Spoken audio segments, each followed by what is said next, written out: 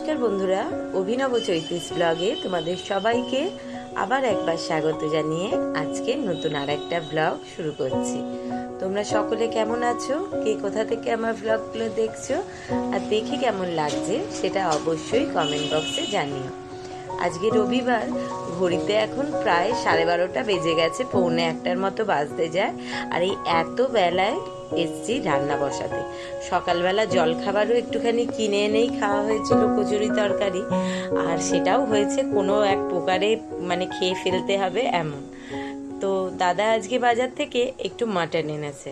যদিও আমি বলেছিলাম চিকেনই আনতে, তাহলে একটুখানি তাড়াতাড়ি রান্না হয়ে যাবে, কিন্তু ছেলে বলল পরপর মা একেবারে কয়েক সপ্তাহ শুধু চিকেন খাওয়া হয়েছে, এই সপ্তাহে তুমি মটন আনতে একদম বাধা দিও না, সময় লাগুক, বেলা 3টে খাওয়া দাওয়া করব, কিন্তু তাহলেও আজকে মটনই আসবে।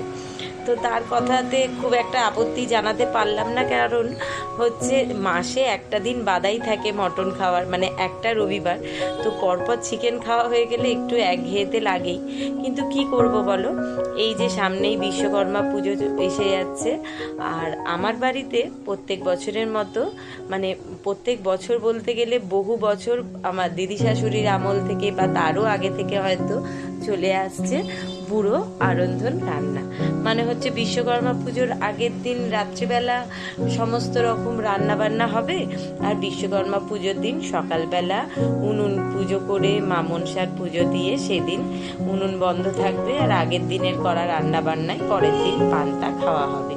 তো যেমন নিয়ম তেমনই কাজ করতে হবে, কিন্তু নিয়ম তো এক সপ্তাহ এখনো হাতে বাকি আছে বিশ্বকর্মা পুজোর, সেটা ঠিক কথাই। আজকে সকালবেলা অনেক তাড়াতাড়ি উঠেছিলাম, মানে গতকাল শনিবার রাত্রিবেলা দাদা নাইট ডিউটি বেরিয়ে যাওয়ার পরেই কোনো দিকে দেখাইনি, কোনো রকমে খাওয়া দাওয়া করে একদম চোখ টিপে শুয়ে পড়েছিলাম যে ঘুমাতেই হবে, আগামীকাল একদম ভোর ভোর থেকে আমাদের যুদ্ধের অভিযান চালাতে হবে। কারণ যুদ্ধ বলতে এই এক সপ্তাহ সময় আছে হাতে, তার মধ্যে বিশেষ করে এই রবিবার দিনটা আমি একটুখানি আগে বেশি শান্তি পেতাম, সবার স্কুল অফিস ছুটি, ঝটপট করে কাজ করব।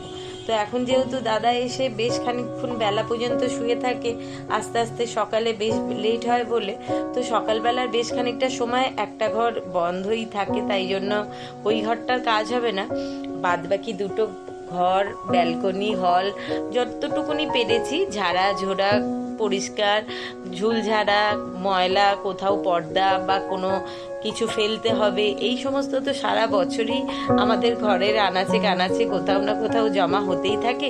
সারা বছর যতই রোজ ঘর ঝাড় মোছা পরিষ্কার হোক, মাঝে মধ্যে ঝুলঝাড়াও হয় ঠিকই, কিন্তু এই বিশ্বকর্মা পুজোর আগে আমাদের বাড়ির নিয়ম অনুযায়ী একদম সেই মূল ধোয়া বলতো আগে, তো সেরকম না হলেও সারা বছরই হয়তো চেষ্টা করি ঘরদোর পরিষ্কার রাখতেই, কিন্তু এই পুজোর পরপরই তো আবার মা আসছে। মন কেমন যতই খারাপ থাকুক, বাইরের পরিস্থিতি যেমনই হোক না কেন, মানে বাইরে পুজো যেমনভাবেই হোক না কেন, আমরা যেমনভাবেই পুজোর মধ্যে আনন্দ পাই, নিরানন্দে থাকি, সেটা আলাদা কথা, কিন্তু মা তো আসবে, আর মাকে ঘরে এনে তাকে পুজো করতে হবে। আর তার আগে যেমন সব গৃহস্থের ঘরে সব মা কাকিমা জেঠিমাদেরা বহু বছর ধরে করে আসছে, আমরাও সেই একই নিয়মে পুজোর সময় ঘর বাড়ি পরিষ্কার পরিচ্ছন্ন রাখা, নতুন পর্দা লাগানো, নতুন চাদর পাতা, ঘরদোর রুড়ে একদম সব কিছু পরিষ্কার পরিচ্ছন্নভাবে ঝকঝকে তকতকে রাখতে হবে, সেই নিয়ম তো মেনে চলতেই থাকে। আর বিশেষ করে যেটা বলছিলাম, এই বিশ্বকর্মা পুজোর আগে, মানে আমার রান্না পুজোর আগে একদম ঘরের সারা বাড়ির কোন কোন দেখে পরিষ্কার করে রাখতে হবে। তো সেই জন্যেই আজকে থেকেই শুরু করে দিয়েছি। সকালবেলা উঠেছি, 5টায় অ্যালার্ম দিয়েছিলাম, উঠতে উঠতে 5টা 20 হয়ে গেছে।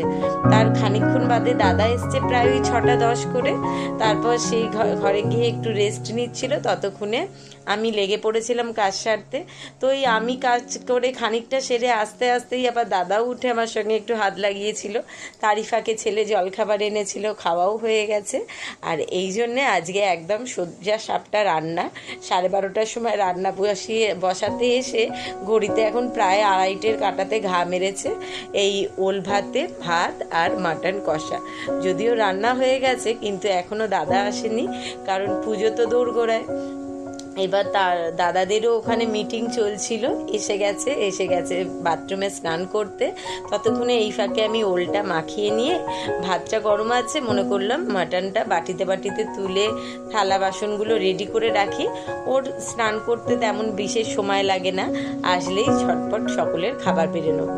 খিদেও পেয়ে গেছে সকলেরই, আর অনেকটা বেলাও হয়েছে। এরপর বেশি বেলা করে খেতে, বিশেষ করে তো ভাত খেতে একেবারে ইচ্ছা করে না।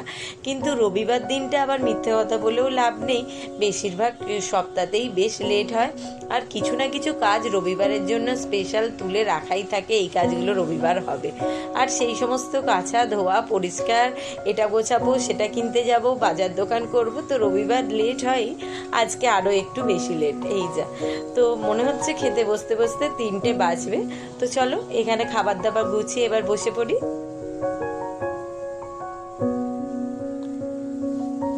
খাওয়া দাওয়া সেরে সমস্ত পরিষ্কার করে ঘরে ঢুকতে ঢুকতে দেখি 4:15 হয়ে গেছে। তারপর মনে করলাম এত বিকেল যখন হয়েই গেছে, তখন আজকে একটু সকলে মিলে আর না শুয়ে বক বক করি। তো মা অবশ্য বসেনি, মা শুতে চলে গেছিল। আর আমি, তোমাদের দাদা, রিক 3জন মিলে বসে বসে বক বক করতে করতেই দেখছি দাদা মাঝে মধ্যেই ঢুলে পড়ছে। তো আমি বললাম তাহলে তুমি একটু শো। বাইরের আকাশটা দেখলাম সুন্দর মেঘলা মেঘলা মতো করেছিল, তাই আমি আর রিক দুজনে চলে এসেছি ছাদে। ওই দেখো আমার বাড়ির ছাদ থেকেই কিন্তু দারুণ সুন্দর, একদিকে হাওড়া ব্রিজ আর অন্যদিকে হুগলি ব্রিজ, দুটোই পরপর দেখা যায়। আর এই বিকেলবেলার সময় মাঝে মধ্যে ছাদে এসে বেশ সুন্দর হাওয়া খেতে, আশেপাশটা একটু দেখতে, তারপর ছাদে অনেক বাচ্চারা ওঠে নিজেদের মতো খেলে, ওদের সঙ্গেও একটুখানি খুনসুটি করতে বেশ ভালোই লাগে। ওই যে দূরে দেখা যাচ্ছে হুগলি ব্রিজ, আর আগে তো দেখালামই হাওড়া ব্রিজ। পাশাপাশি আমার বাড়ির দুদিকে 2 সেতু আমাদেরকে গার্ড করে রেখেছে, মানে দূর থেকে দেখলে এরকমই মনে হয় আর কি। তো আকাশটা যখন উঠেছিলাম তখন বেশ মেঘ মতো হয়ে এসেছিল, মনে করছিলাম হয়তো এক্ষুনি নেবে পড়তে হবে, বৃষ্টি আসবে। তো আস্তে আস্তে দেখছি মেঘটা কেটে যাচ্ছে। আর ওই যে আমার ঘরের যত মনসা গাছ, তারপর লঙ্কা গাছ, বাহারি পাতা গাছ, অ্যালোভেরার গাছ, সেগুলোকে সব রিক নিয়ে এসে ছাদে বসিয়ে দিয়েছিল ঘর থেকে দাদা নামিয়ে দেওয়ার পর। তো সেগুলোতেও আবার দেখছি নতুন করে পাতা ফুল গজাতে শুরু করেছে সুন্দরভাবে। গাছগুলো ছাদে যে থাকে, আমাদেরই ফ্ল্যাটের এক দিদি, উনি মাঝে মধ্যেই জল দেয়। এই যে আমার অ্যালোভেরা গাছ, বাহারি পাতার গাছ, মায়ের বসানো লঙ্কা গাছ, তারপর মনসা গাছ। আবার ওই বাহারি পাতার গাছটাতে মাঝে মধ্যে চাল ভেজানো জল দিতাম, তো তাই দেখো কত সেই থেকে ধান গাছ বেরিয়েছে। মনে হয় জলের সঙ্গে কখনো কখনো 1-8টা চালও পড়ে যেত সেই থেকে। আর মনসা গাছটায় কত সুন্দর নতুন নতুন কচি কচি ছোট ছোট পাতা বেরোচ্ছে, ডাল বেরোচ্ছে।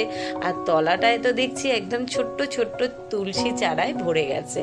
আর এই যে সেই মায়ের বসানো লঙ্কা গাছ, এখানে নাকি 1-2টো লঙ্কাও হয়েছিল, দিদি তুলে নিয়েছে।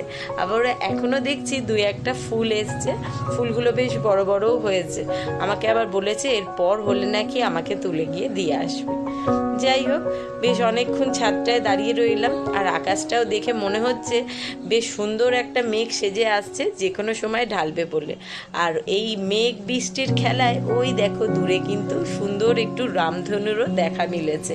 বিকালবেলা ছাদে ঘুরতে এসে এই উপরি পাওনাটা পেয়ে আমি ভীষণ রকম খুশি হলাম, কারণ এই রামধনু দেখতে আমার ভীষণ সুন্দর লাগে। সেই সঙ্গে সঙ্গে তোমাদেরকেও একটুখানি দেখিয়ে নেবার সুযোগ করে নিতে পারলাম। বেশ খানিকক্ষণ ছাদে ঘুরছি, তো ছেলে বলল যে আজকে বিকেলবেলা ও আমাদেরকে একটুখানি কোল্ড কফি বানিয়ে খাওয়াবে। তো সেই জন্য আমি বললাম ঠিক আছে খাওয়াবি, কোনো অসুবিধা নেই, কিন্তু নিচে গিয়ে তৈরি করে যত বাসন পড়বে সেগুলো তোকেই ধুয়ে পরিষ্কার করতে হবে। কারণ ওকে আমার হেসেলে ঢুকতে দেয়া মানে মানে যেখানে যত বাসন থাকবে সব পেলে নাবিয়ে সব ভর্তি করে এক, মানে সিঙ্ক পুরো উপচে ওঠে, এত বাসন করে। কোল্ড কফি বানাতেও সেই একই কাজ করেছে, কিন্তু কোল্ড কফিটা বানিয়েছে দারুণ সুন্দর। আমাকে আর ওর বাবাকে দুজনকে আগে দিয়ে দিয়েছে, আর দিয়া তো খেয়ে এতক্ষণে শেষও করে ফেলেছে। এইবার নিজেরটা লাস্টে নিয়ে আসছে একদম কানায় কানায় উবুর চুবুর করে। ও বানিয়েছে বলে তাই ওকে স্পেশাল ট্রিট, ওকে বেশি বেশি করে খাবে। তো কোল্ড কফিটা খেতে দারুণ সুন্দর হয়েছিল। আর ঘরে ওই একটু বাটারস্কচ আইসক্রিমও ছিল, তার ওপর দিয়ে দিয়ে দিতে আরও বেশি টেস্টি লাগছিল। তোমাদের দাদার যদিও খাওয়া হয়ে গেছে, মাকে আগে দিয়েছে, মাও শেষ করে ফেলেছে। আমাকে বারবার বলছে, মা তুমি অন্তত সব খেয়ে নিও না, একটু আমার জন্য ওয়েট করো। একসঙ্গে মনে করলাম সবাই মিলে বসে গল্প করতে করতে একটু একটু করে খাবো না, বাবাও খেয়ে নিল, দিয়াও খেয়ে নিল, তুমি অন্তত আমার জন্য একটু ওয়েট করো, একসঙ্গে খাবো বলে। যাই হোক, চলো আজকের ভিডিওটা এখানেই শেষ করছি, সবাইকে শুভরাত্রি বলে। তার সঙ্গে সঙ্গে ভিডিওটা শেষ করতে করতে একটু আয়েশ নিয়ে ছেলের সঙ্গে কোল্ড কফি খাই। ওদিকে তোমরা সকলে ভালো থেকো, সুস্থ থেকো, সাবধানে থেকো। ভালো লাগলে অবশ্যই লাইক